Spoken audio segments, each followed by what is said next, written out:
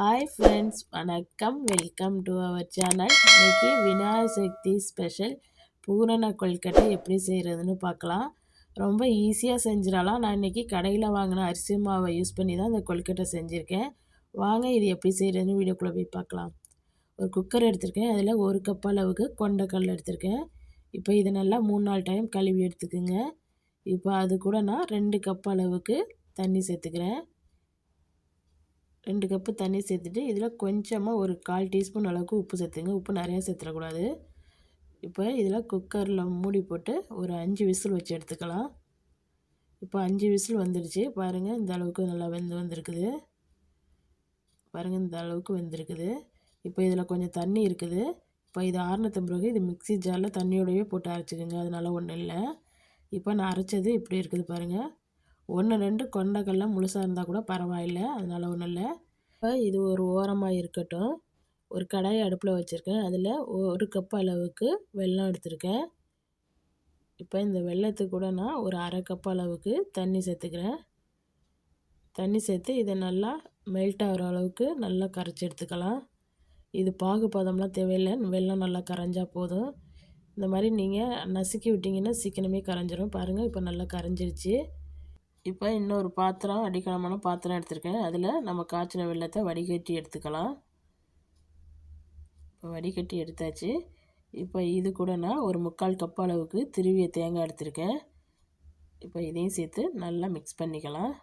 இந்த வெல்லத்தில் இந்த நல்லா தேங்காய் நல்லா மிக்ஸ் ஆகி நல்லா கலந்து வரணும். இப்போ இது கூட 1/2 டீஸ்பூன் அளவுக்கு ஏலக்காய் தூள் சேர்த்துக்கலாம். உங்கள்கிட்ட தூள் இல்லாட்டினா நீங்கள் ஏலக்காயை நல்லா நசுக்கிட்டு சேர்த்துக்குங்க. இந்த ஸ்டேஜில் ஒரு 2 ஏலக்காயை நசுக்கிட்டு சேர்த்துக்குங்க. இப்போ இது கூட நம்ம அரைச்சி வச்சுருக்கிற கொண்டைக்கடலையை சேர்த்துருங்க. இப்போ சேர்த்து எல்லாத்தையும் நல்லா கலந்துக்கலாம். இந்த கொண்டைக்கடலை, வெல்லம், அப்புறம் நம்ம போட்டிருக்க தேங்காய் எல்லாம் ஒன்றா கலந்து வரணும். நல்லா இந்த மாதிரி மிக்ஸ் பண்ணிக்கிட்டே இருந்தால் எல்லாம் ஒன்றா கலந்துரும். அடுப்பை நல்லா மீடியம் ஃப்ளேமில் வச்சுக்கோங்க. இதில் இருக்கிற வெள்ளை தண்ணியெல்லாம் நல்லா சுண்டி வரணும். அவ்வளோ நேரம் நம்ம இதை மிக்ஸ் பண்ணிகிட்டே இருக்கணும். அடுப்பை மீடியம் ஃப்ளேம் டு லோ ஃப்ளேமில் வச்சு மாற்றி மாற்றி வச்சு நல்லா மிக்ஸ் பண்ணிக்கோங்க. பாருங்கள், முன்னாடியோட இப்போ கொஞ்சம் கட்டியாக இருக்குது. இன்னும் கொஞ்சம் நேரத்துலேயே நம்மளுக்கு ரெடி ஆயிரும். பாருங்கள், இப்போ ஓரளவுக்கு நல்லா கட்டி ஆகிடுச்சு.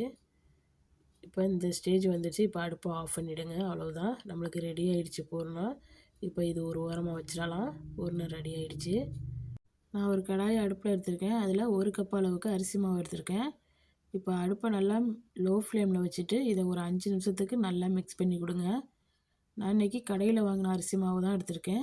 நீங்கள் இடியப்ப மாவு, அப்புறம் கொழுக்கட்டை மாவு, எந்த மாவு வேணாலும் நீங்கள் யூஸ் பண்ணிக்கலாம். இப்போ ஒரு 5 நிமிஷத்துக்கு கைவிடாமல் இதை நல்லா மிக்ஸ் பண்ணிகிட்டே இருக்கணும். மீடியம் ஃப்ளேமில் வச்சிங்கன்னா கொழுக்கட்டையோட கலர் சேஞ்ச் ஆயிரும்.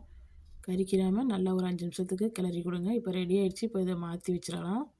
இப்போ அதே கடாயில் நான் ஒரு 1/2 கப் அளவுக்கு தண்ணி சேர்த்துக்கிறேன். 1/2 கப்பு தண்ணி சேர்த்துருக்கேன். இப்போ இது கூட நான் 1 டீஸ்பூன் அளவுக்கு நெய் சேர்த்துக்கிறேன். இதுக்கு தேவையான அளவு உப்பு சேர்த்துக்குங்க. உப்பு சேர்த்தது மிக்ஸ் ஆகிடுச்சு வீடியோ.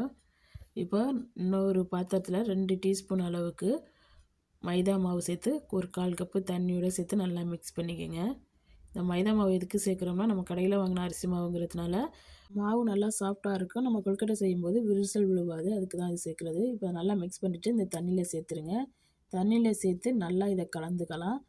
இப்போ இது கூடவே நம்ம வறுத்து வச்சுருக்க அரிசி மாவையும் இதில் சேர்த்து நல்லா மிக்ஸ் பண்ணிக்கலாம்.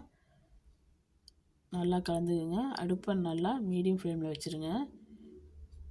இப்போ நல்லா மிக்ஸ் பண்ணிவிடுங்க. நல்லா கொதிக்கிற தண்ணியில் போட்டு இந்த மாதிரி நல்லா மிக்ஸ் பண்ணிவிடுங்க.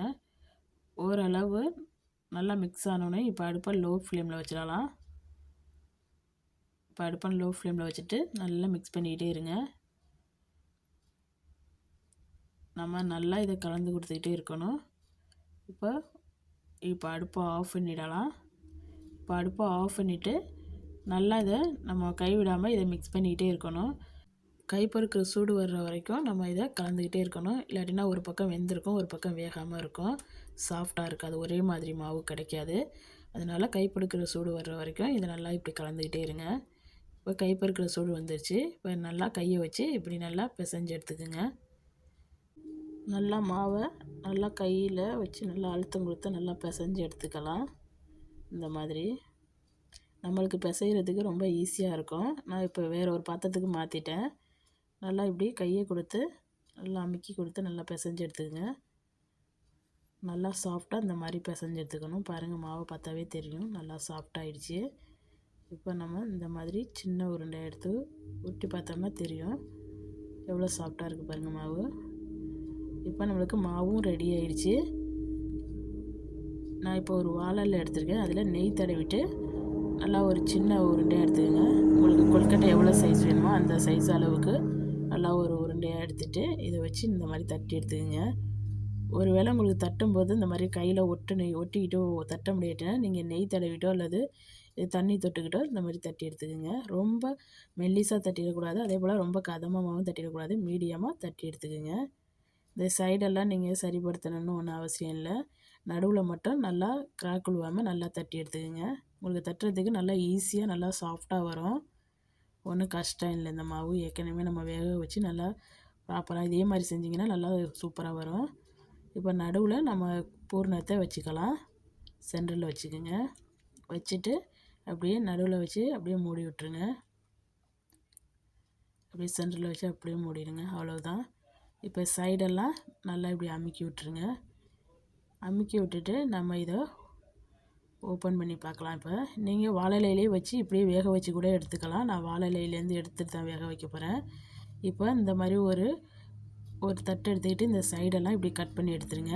இல்லாட்டினா நீங்கள் கையிலேயே அமுக்க முடிஞ்சிட்டனாலும் அமுக்கி எடுத்துடலாம். நம்ம அந்த மாதிரி கட் பண்ணி எடுத்தோம்னா பார்க்குறதுக்கு நல்லா ஷேப்பாக அழகாக இருக்கும். இல்லாட்டினா கையில் நீங்கள் அமுக்கி கூட எடுத்துக்கலாம். இந்த மாதிரி செஞ்சு எடுத்துட வேண்டியதான் எல்லாத்தையுமே.